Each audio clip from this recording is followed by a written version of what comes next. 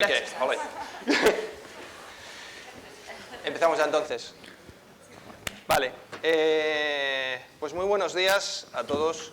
Traigo un montón de preguntas que quiero hacer a Gillian. En primer lugar, ya sabéis, es ciberactivista, trabaja para diferentes medios escribiendo como Al Jazeera, The Guardian, y es directora para la libertad de expresión de Electronic Frontier Foundation, y tiene otros cuantos proyectos que tienen mucho que ver con la censura, con la privacidad, que creo que son cuestiones que nos interesan a todos.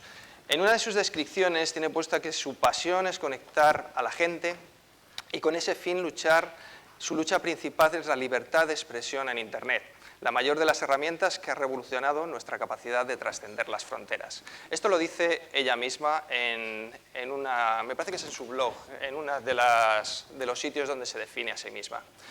Creo que vais a tener muchas preguntas interesantes que hacerla. Yo voy a intentar ir por partes. Queremos hablar sobre censura, queremos hablar sobre privacidad y queremos mostrar proyectos que creo que son realmente interesantes y pocos conocidos en la comunidad hispana.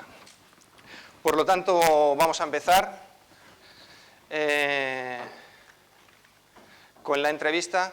First of all, thank you so much. Muchas gracias por estar aquí, bienvenida a Málaga. Lo primero que te quiero preguntar es sobre ti misma, sobre tus proyectos y sobre la Fundación Electronic Frontier Foundation. ¿Nos puede hablar al respecto? Sí, lo primero que quiero decir es muchas gracias. Por fin puedo estar aquí. Sigo el trabajo de esta organización desde hace tiempo y por fin puedo venir a Málaga. Bueno, os voy a contar un poco sobre la organización. Empecé a trabajar por accidente. Fue una casualidad. Tenía unos 24 años más o menos. No tenía demasiada experiencia. Y me mudé a Marruecos un par de años. Eso sería el año 2004 o 2005. Fue un momento en el que los blogs estaban empezando a popularizarse. Empecé a escribir un blog simplemente para mantener a mi familia informada, a mis amigos, contarles un poco lo que estaba haciendo en Marruecos. Estaba como profesora. Así es que empecé con el blog y empecé a conocer a otros blogueros que estaban en la zona. Me pareció una cosa muy importante. Y algo que me pareció muy importante e interesante es que mi blog estaba prohibido en Marruecos. Así es que fue la primera vez que me enfrenté a la censura en mi vida. Cuando pregunté a los blogueros de Marruecos y de otras zonas de África,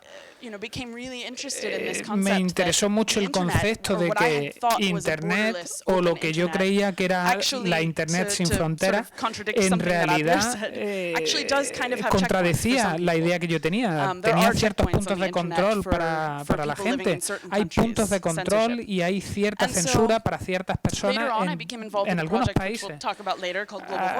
Me involucré en un programa, Global Voices, del que hablaré un poco más tarde. Mi trabajo era de base, simplemente era un trabajo de coordinación para un proyecto que estudiaba la censura del mundo. Entonces llegó el año 2011 y lo importante es que como tenía tantas conexiones con blogueros, el centro en el que trabajaba empezó a recibir muchas llamadas preguntando sobre lo que estaba trabajando en Egipto y en Túnez. Se cerró el acceso a Internet, el acceso a Facebook. Así es que mis profesores de Harvard empezaron a llamarme para ver si yo podía tener información. Y yo le dije, sí, pues yo tengo información porque tengo amigos que viven en la zona y me pueden pasar cierta información. Así es que así empezó un poco todo. En febrero de 2011 recibí una llamada de la Fundación Electronic Frontier que me me ofrecían un puesto de trabajo. ¿Qué es esta fundación? Se formó como una organización de defensa, básicamente era legal, trabajaba en casos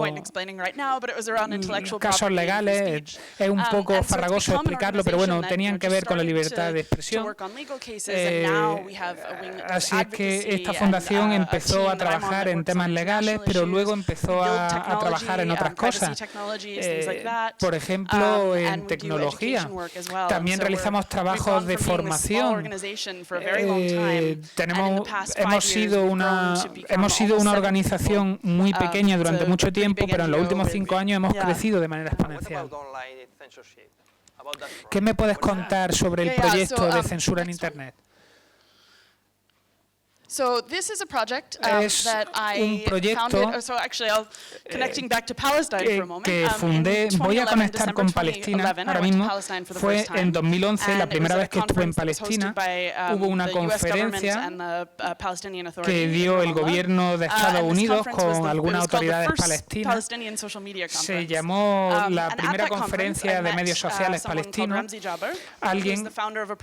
Ramsey Jamer, que era una persona que tenía una organización que era sobre visualización de impacto. Pude observar que Facebook estaba eliminando contenido de personas palestinas que hablaban sobre la ocupación, que se quejaban de las condiciones. En aquel momento había muy poca gente que estudiara ese fenómeno de la censura, así es que realizamos algo de investigación, pero no había nadie que realmente estuviera sacando el tema de la censura en Facebook. Lo que resulta es que no son transparentes. Así es que pensamos, ¿por qué no tratamos de buscar la manera de hacer que esta información sea más transparente? Lo que hacemos es que recopilamos las historias de personas que han sufrido censura en distintos medios sociales. Ahora mismo tan solo estamos recopilando información de 6 páginas web, aunque la idea es cubrir tantas como podamos. Así es que lo que hacemos es buscamos esta historia, analizamos los datos para saber qué es lo que está pasando, qué ocurre en las redes sociales. También tratamos de proporcionar herramientas para enseñar a la gente cómo mandarnos feedback, cómo mandarnos comentarios. Y fue básicamente, todo esto fue una consecuencia imprevista del proyecto inicial de estudio. En tu opinión, ¿qué tal está la libertad de expresión en el mundo en la actualidad? ¿Hay cambios antes y después del año 2011? Bueno, es una pregunta importante. Comenzamos la investigación en 2008. Estábamos fijándonos en 65 países y normalmente la censura vemos que se hace de 3 maneras. La primera, bloqueando una página web de manera que no puedas acceder. La segunda, se bloquean palabras clave, como hace el gobierno iraní. En el momento en el que se utiliza cierta palabra, se bloquea. Y estas dos son las importantes realmente, aunque hay una tercera. Pero bueno, al principio se estaba hablando de países como China, Teherán, Siria, Arabia Saudí, que ni siquiera proporcionaba acceso a Internet a sus ciudadanos. Así es que la mejor manera de mantener la censura es ni siquiera darle acceso, que la gente no conozca lo que hay. El año 2011 supuso bastantes cambios. No fue la primera vez en que ocurría algo así, pero fue la primera vez que se convirtió en una noticia internacional todo lo que ocurrió en la primavera árabe. Creo que desde entonces hubo un cambio.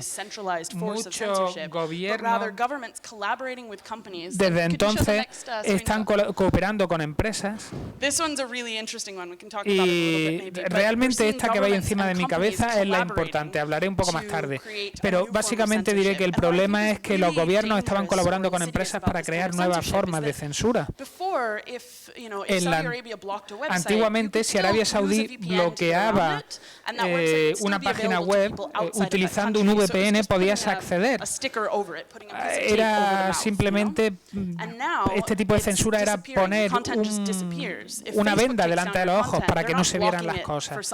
Así es que ahora lo que están haciendo no es bloquearlo para ciertas personas, sino bloquearlo por completo. Están dejando una ventana muy estrecha de contenidos que sí se pueden disfrutar. Está hablando realmente de dos tipos de censura, la censura del gobierno y la censura por parte de las grandes empresas.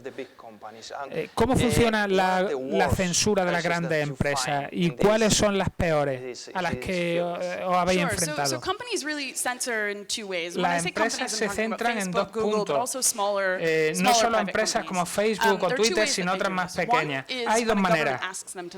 Por ejemplo, la primera es cuando el gobierno les pide que censuren ciertos contenidos. Por ejemplo, el gobierno de Bangladesh, la Comisión Europea, Alemania. Hay muchos países donde se está haciendo esta cooperación en la que países envían una solicitud a estas empresas y estas empresas eliminan contenido. Pero otro tipo de censura es que las empresas tienen sus propias maneras de censurar. Por ejemplo, algunas empresas dicen, creemos que la gente no debería enseñar fotografías desnudos o creemos que la gente no debería mostrar X contenido. Así es que Facebook censura. Facebook, por ejemplo, está obsesionada con la censura del nudismo, pero porque son americanos, son muy tradicionales, pero vamos, esto ocurre en otros países como en Arabia Saudí, en países que son muy conservadores. Así es que la libertad de expresión en esos países está muy restringida. Ahora que hablas del tema de los desnudos y de Facebook, hace un par de semanas ocurrió algo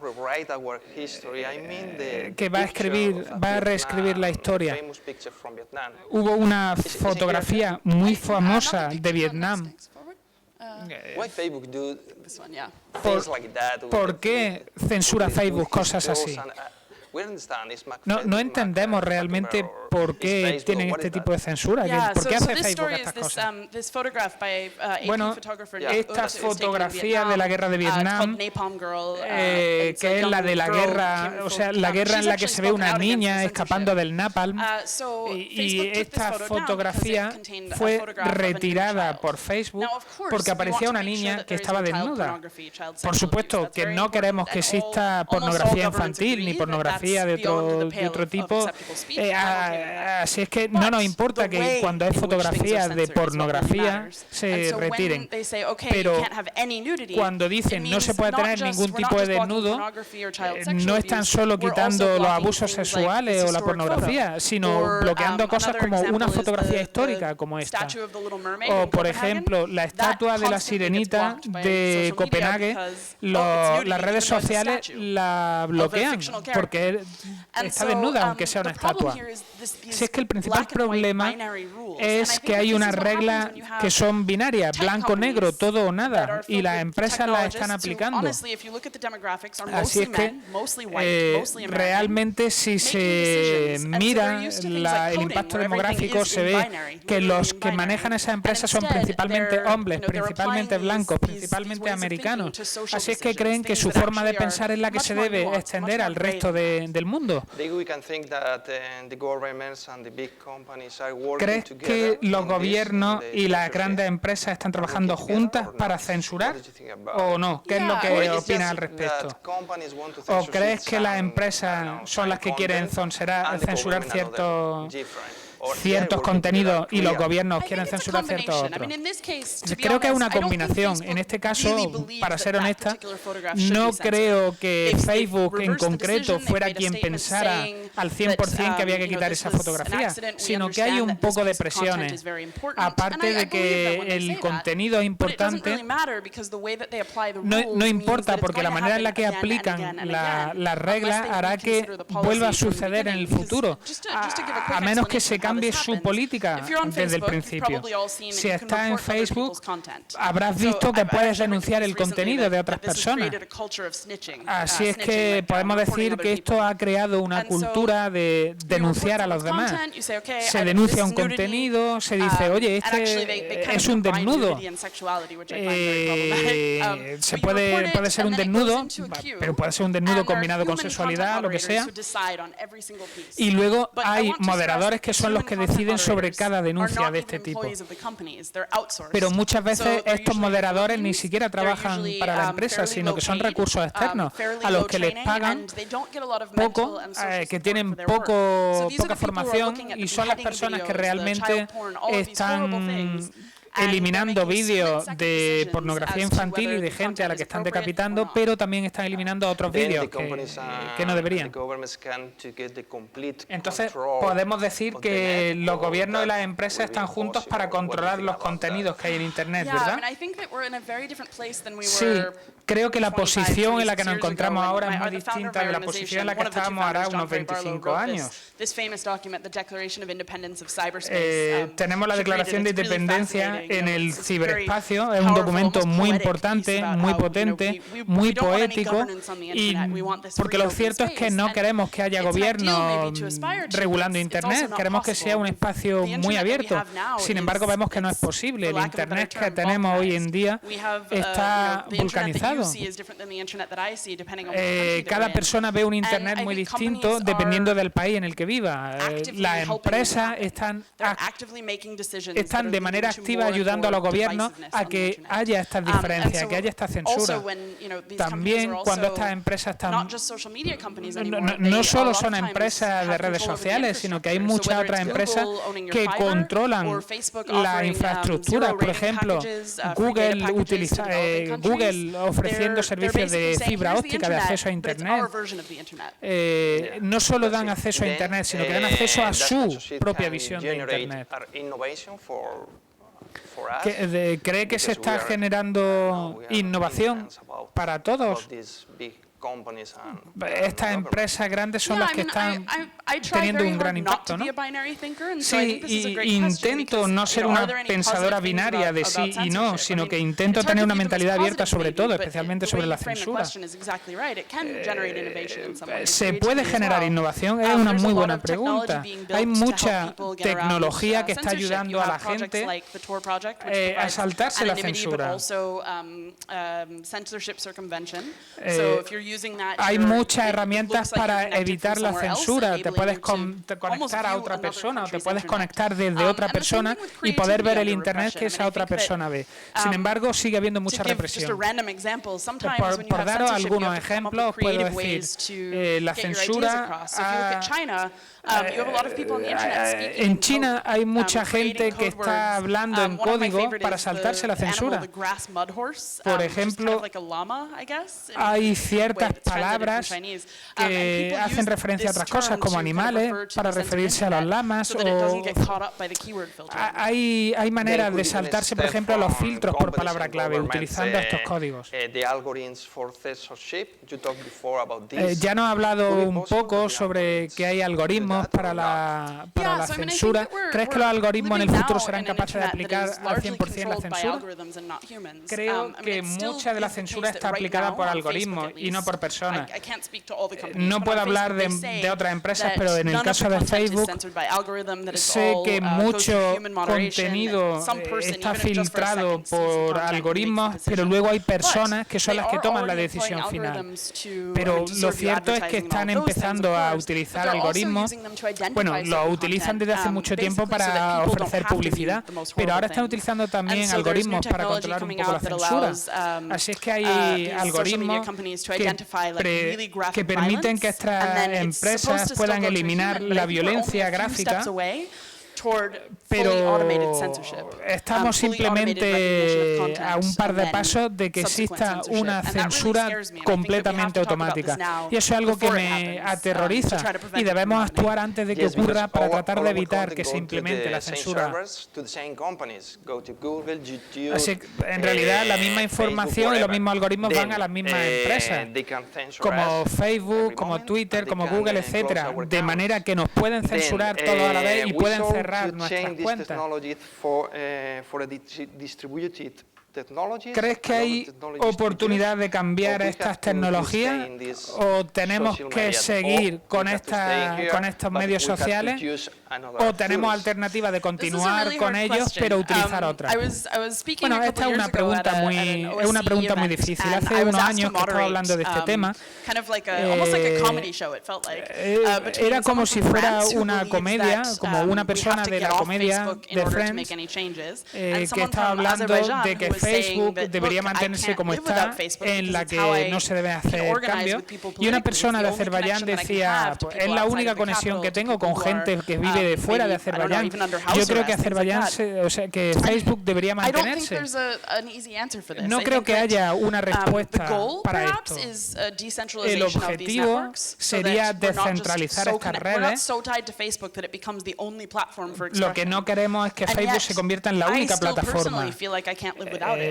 Yo personalmente creo que no soy capaz de vivir sin Facebook, no solo porque me conecta con amigos, sino porque me mantiene conectada a personas a las que conozco durante los viajes. Así es que creo que al final es una decisión personal de cada usuario que quiera continuar utilizando una única herramienta o utilizar varias, porque al fin y al cabo son herramientas que pueden ser magníficas, aunque se puedan ver influenciadas por algoritmos. Así es que podemos elegir las plataformas, podemos elegir distintas prácticas que realizar. Tengo muchas preguntas, como sabrás. Quiero ahora moverme al tema de la privacidad. Ya volveremos luego a la censura. ¿Cómo ha sido de importante el papel que ha jugado Snowden para la información en el mundo?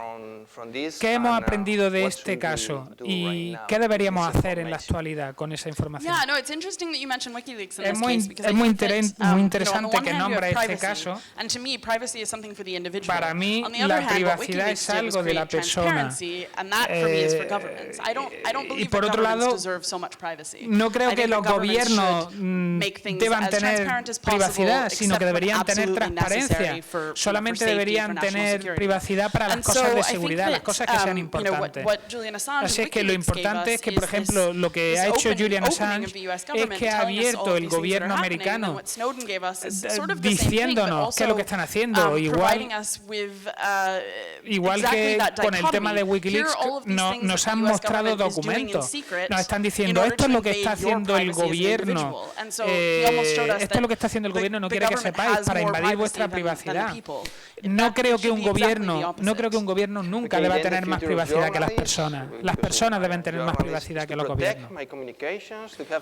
Muy bien, como periodista hay cierto derecho a proteger, a que el gobierno me proteja mis comunicaciones. Sí, para mí la privacidad es algo de todo el mundo. Tenemos solo 8 minutos, hay que darse prisa. Creo que la privacidad no solo es para los periodistas, a pesar de que los periodistas juegan un gran papel en nuestra sociedad. Hay mucha más gente que necesita esa protección. Así que para proteger la fuente, un periodista tiene que empezar a pensar en la tecnología, tiene que estar familiarizado con los riesgos de utilizar la tecnología para ponerse en contacto con sus fuentes. Como solo tenemos 8 minutos, voy a hacer una última pregunta. Me preocupa mi privacidad, y especialmente la privacidad de los mensajes que mando por WhatsApp. what about Facebook and WhatsApp's, ¿Qué me puedes decir sobre la manipulación o sobre el monitoreo de mensajes de WhatsApp y de Facebook? ¿Debo preocuparme? Sí, y yo también estoy preocupada. Si miráis nuestra página web, podréis ver las políticas de privacidad y en caso de que no estéis de acuerdo con las condiciones, podéis abandonar esos servicios. Toda la información que utilizáis con WhatsApp, ahora Facebook le importa a Facebook.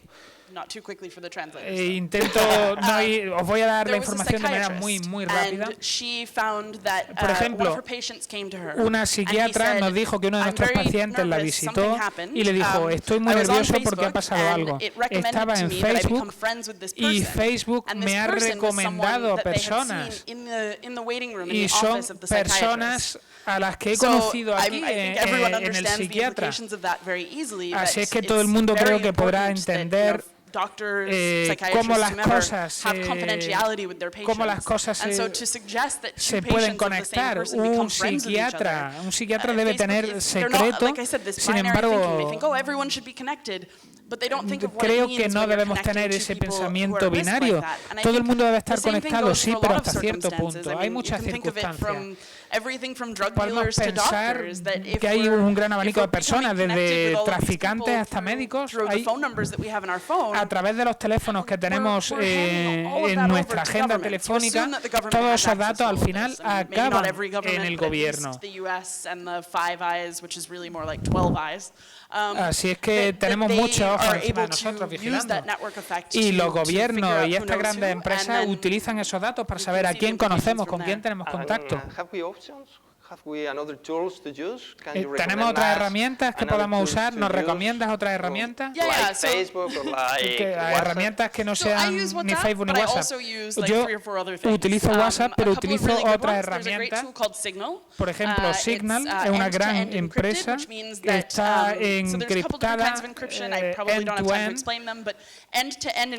Significa que no solo está encriptado a lo largo de la red, por lo cual no se puede interceptar el mensaje mientras viaja, sino que también la empresa en sí no puede leer los mensajes. Ahora, WhatsApp también ha implementado esta nueva tecnología. Signal utiliza también esto mismo. También utilizo Wire.com, que son cosas como Snapchat, es muy divertida, pero creo que la mejor manera de estar protegido es utilizar varias herramientas, no solo una. ¿Queréis hacer alguna pregunta?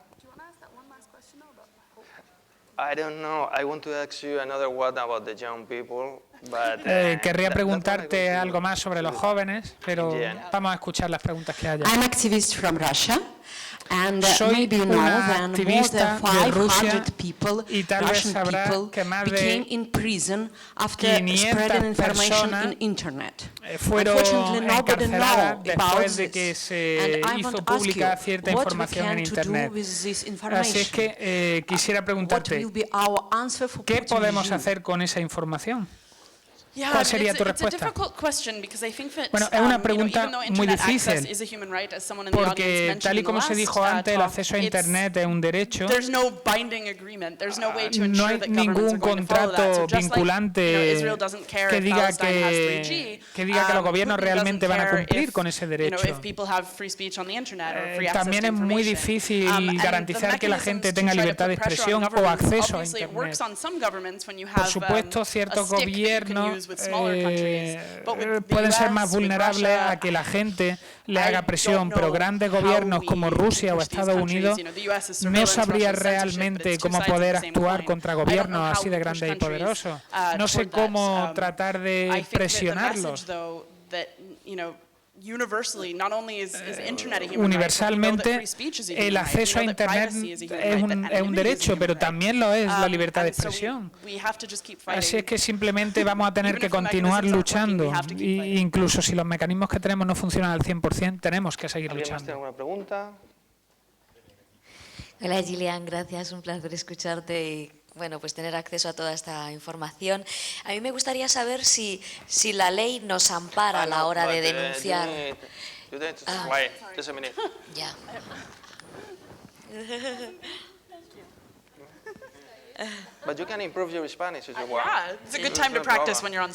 Bueno, creo que es un buen momento de practicar español.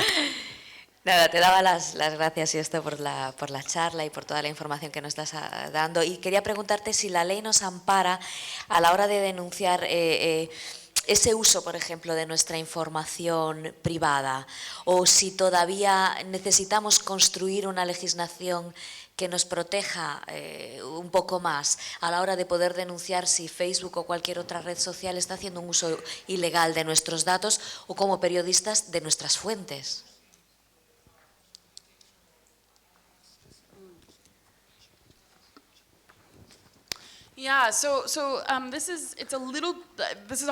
Sí, esta también es una pregunta muy difícil porque no estoy demasiado actualizada en los temas de legislación, especialmente en Europa. Creo que en Estados Unidos las empresas tienen mucha libertad. No se les requiere que respeten la libertad de expresión, así es que hay mucha tensión. Aunque no podría darte datos, seguramente si lo intentara me equivocaría. Ignoro cuáles son las leyes de protección en Europa, pero creo que son más importantes y más fuertes que las que tenemos en Estados Unidos. No solo estas leyes tienen efecto en nuestra vida personal, sino en muchos otros aspectos, pero realmente quiero decirte que lo siento por no poderte dar una respuesta en concreto. Yo tengo, las voy a hacer, sea el tiempo que sea, tengo una más, sí. Bueno, para eso me has traído. Eres periodista, curiosín. Buenos días, muy interesante la charla, con un tema de mucha actualidad y muy interesante. Yo quería preguntarle qué se podía hacer o qué puede hacer el usuario cuando a lo mejor recibe amenazas a través de las redes o comentarios discriminatorios, ya sea por religión, por sexo, por raza. Es decir, hasta qué punto es libertad de expresión o no. Y en el caso de la persona afectada, pues cómo puede tomar medidas para luchar contra eso. Gracias. Sí, es una pregunta muy interesante. A la primera parte, sobre la Declaración de Derechos Internacionales y muchas cosas. Ahora mismo me ha venido el nombre de la ley, pero no lo voy a mencionar. Hay ciertas excepciones sobre la libertad de expresión. El gobierno americano acepta ciertas excepciones. Y en Europa también hay leyes que hablan sobre los derechos internacionales. Y por lo tanto, comentarios sobre raza, religión, misoginia, etcétera, de conformidad con la ley pueden prohibirse. La pregunta es, ¿cómo se puede hacer esto? En Facebook, por ejemplo, gran parte del problema y a la vez gran parte de la solución es que si veo un comentario sexista o racista o que puedo denunciarlo y puede hacerlo cada vez que aparezca este tipo de comentarios y lo quitarán. Pero por otro lado, algunas de las peores amenazas y algunas de los peores comentarios no son retirados. Esto es lo que pasa cuando esta responsabilidad recae sobre personas que no son profesionales bien formados. Así es que hay que asegurarse de que las personas no sean víctimas de la libertad de expresión, pero a la vez las personas que toman las decisiones no retiran el contenido, aunque a veces se produce lo contrario, que hay demasiadas denuncias. Así es que una parte del miedo que tienen es que Facebook estén utilizando, de que se esté utilizando Facebook como una plataforma para retirar no solo comentarios que son ofensivos, sino comentarios políticos.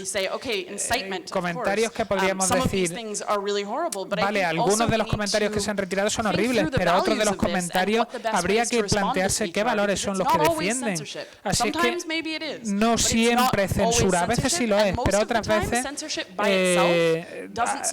a veces la censura por sí sola no es la que va a solucionar un problema. La gente sigue estando ahí, sus comentarios siguen estando ahí. Así es que estamos viendo que hay un nuevo resurgir de los neonazis. El problema es que están volviendo incluso con más fuerza que antes. Si es que estas son cosas en las que sí que deberíamos reparar. Y le voy a hacer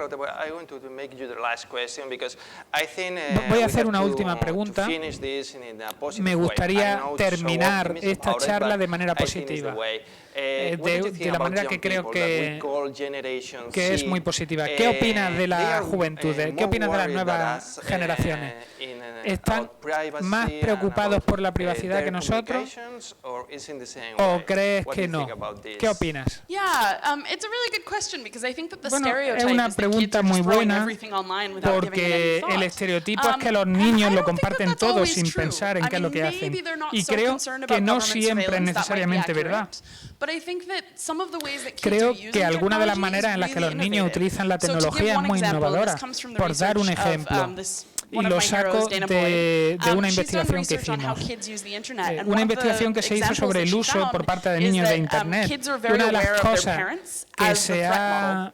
Una cosa que hemos descubierto es que los niños están muy preocupados por los padres.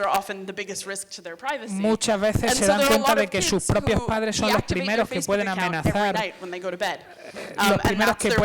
a su privacidad. Así es que muchos niños por la noche desactivan su cuenta de Facebook para que los padres de noche no puedan ver qué es lo que han compartido. En mi caso, mi cerebro me dice, no comparta esta información. En el caso del niño es, desactiva la cuenta de noche para que los padres no puedan verte. Realmente para ellos la principal amenaza a su privacidad son los padres. Así es que siempre los niños van a poder acceder a soluciones innovadoras.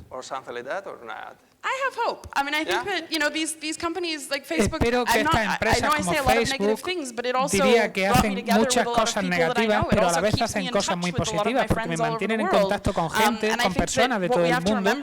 Creo que lo que tenemos que recordar es que no tengamos todas nuestras conversaciones siempre en el mismo sitio, que no utilicemos solamente Facebook, sino que utilicemos las herramientas en un sentido amplio. También es muy importante tener conversaciones fuera de Internet, porque no solo tenemos a las empresas espiando, sino también a los gobiernos. Muchas gracias por venir, te vamos a dar un gran aplauso. Gracias a vosotros, ha sido una entrevista genial.